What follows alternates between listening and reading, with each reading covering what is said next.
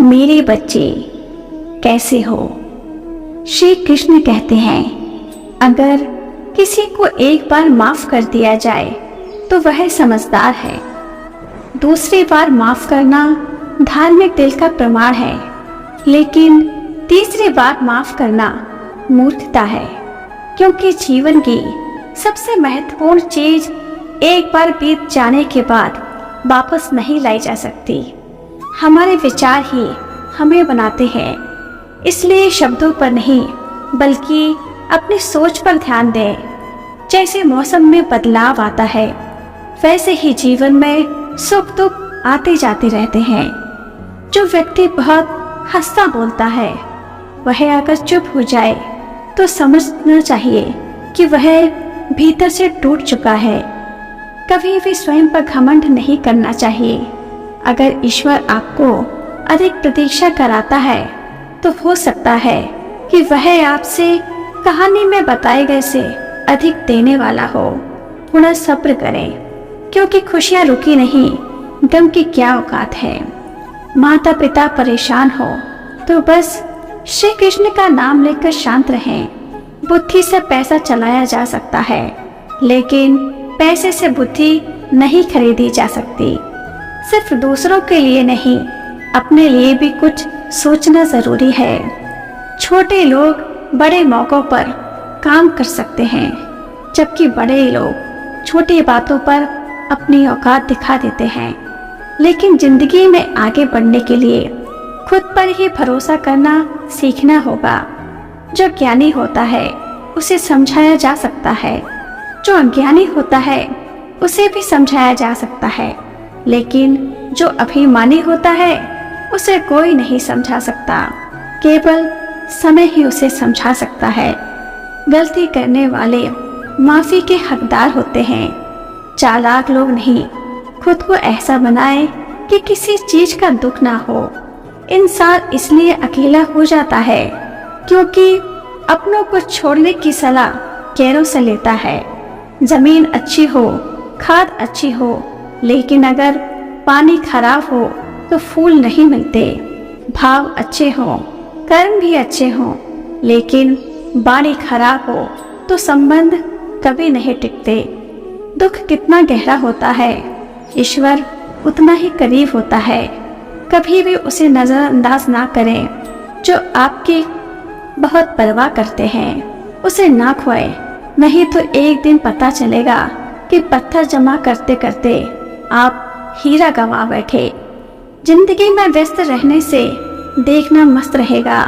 बात कड़वी है लेकिन सच्ची है। लोग रिश्ते बना लेते हैं, लेकिन उनका अंत होने के बाद भी मुंह मोड़ लेते हैं। जो समझ नहीं सकता उसके साथ समझौता ना करें। अकेले रहना बेहतर है, क्योंकि कम से कम सुकून रहेगा कि कोई है ही नहीं। आज के दिन दिल से दी गई इज्जत से खुश नहीं होते, बल्कि दिखावे की चापलूसी करने वालों से गर्व महसूस करते हैं। केवल माता पिता और ईश्वर पर ही पूरा भरोसा करें। रूठने के बाद बात वही शुरू करता है जो बेहद प्रेम करता है, लेकिन जबरदस्ती किसी से रिश्ता नहीं निभाना चाहिए। अगर आपके ईश्वर से अच्छा रिश्ता है तो धरती वाले आपका कुछ नहीं बिगाड़ सकते। इंसान के मन में कितना भी जहर हो कोई नहीं बता सकता, इसीलिए हमेशा सावधान रहें। सत्य को सिद्ध करने के लिए जिद करने की जरूरत नहीं, क्योंकि सत्य खुद ही नहीं समय पर स्वयं सिद्ध हो जाता है। जिंदगी में पैसे और सूरत पर कभी भी घमंड नहीं करना चाहिए। प्रेम से भरी आंखें, श्रद्धा से झुका सर, सहयोग करते हुए हाथ और सत्य से जुड़ा जीवन, ये ईश्वर की पसंदीदा चीजें हैं। अगर आप गलत हैं तो आपको गुस्सा होने का हक नहीं है। धोखे में जीने से अच्छा है कि अकेले ही सुकून से जिएं और अपने ऊपर भरोसा रखें। मजाक और पैसे का उड़ना सोच समझकर करना चाहिए। जीवन से ही जीवन है, संघर्ष से ही जीवन है। इससे डरे नहीं, लड़ना सीखना है। एक बार नींद टूटेगी तो चलेगा, लेकिन कभी अपने सपने मत टूटने देना। जो करना है खुद करना है। वक्त के भरोसे बैठने से भी धोखा मिल सकता है। जीवन का एक नियम बनाएं कि जो आपकी इज्जत नहीं करता उसके पास कभी न जाए। जीवन में कोई भी काम करने से पहले एक बार ईश्वर का स्मरण करना जरूरी है। अपमान नहीं, सम्मान करना सीखें। जिसकी जितनी परवाह करोगे उतनी तकलीफ पाओगे। जिंदगी 2 दिन का मेला है, एक दिन सब छोड़कर जाना है। समझदार व्यक्ति कभी बदले की भावना नहीं रखता, क्योंकि वह जानता है कि ईश्वर सही कर्म और समय का हिसाब लेता है। जीवन में किसी के साथ जबरदस्ती मत मांगना, वह खुद चलकर आए तो ही खुशी होती है। संगत का ध्यान रखें, क्योंकि सफलता अच्छे विचारों से आती है और अच्छे विचार अच्छे लोगों के संपर्क से आते हैं। या तो चुप रहें या ऐसे शब्द बोलें जो माँ से भी ज्यादा कीमती हो। सत्य अपने लिए रखें, प्रेम और करुणा दूसरों के लिए करें। यही जीवन का व्याकरण है। एक बार एक साधु ने भगवान पर पूरा भरोसा किया, लेकिन जब बाढ़ आई तो लोग उसे बचाने नहीं आए।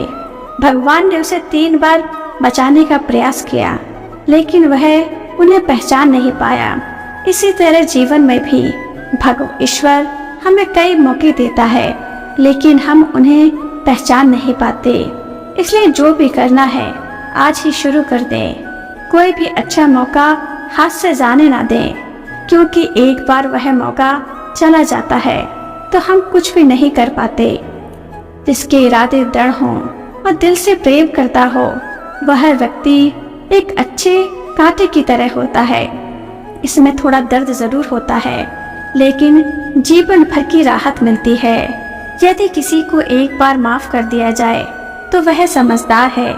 दूसरी बार माफ करना धर्मात्मा का लक्षण है, लेकिन तीसरी बार माफ करना अज्ञानता है। जीवन की सबसे कीमती चीज वर्तमान काल है, जिसे एक बार चले जाने के बाद पूरी दुनिया की संपत्ति से भी नहीं खरीदा जा सकता। इसलिए हमारे विचारों पर ध्यान देना चाहिए, न कि शब्दों पर। जैसे मौसम में बदलाव आता है, वैसे ही जीवन में सुख दुख आते जाते रहते हैं। जब लोग रास्ता अलग करने का फैसला लेते हैं तो पहले बातचीत कम कर देते हैं, लेकिन गलती सुधारने वाला वही इंसान है जो साफ दिल का होता है और रिश्तों को नहीं छोड़ना चाहता। क्रोध तो होता है, लेकिन जहाँ जरूरत हो वहाँ दिखाना ही चाहिए, नहीं तो गलत करने वाले को एहसास ही नहीं होगा कि वह गलत कर रहा है। एक बात बिल्कुल सच है कि नए लोगों के साथ हम खुश हो सकते हैं, लेकिन जब दिल दुखता है तो पुराने की याद आती है। हर चीज की मरम्मत हो सकती है, लेकिन एक बार विश्वास टूट जाने पर वह कभी वापस नहीं जुड़ता। माफी के हकदार गलती करने वाले होते हैं, चालाकी करने वाले नहीं।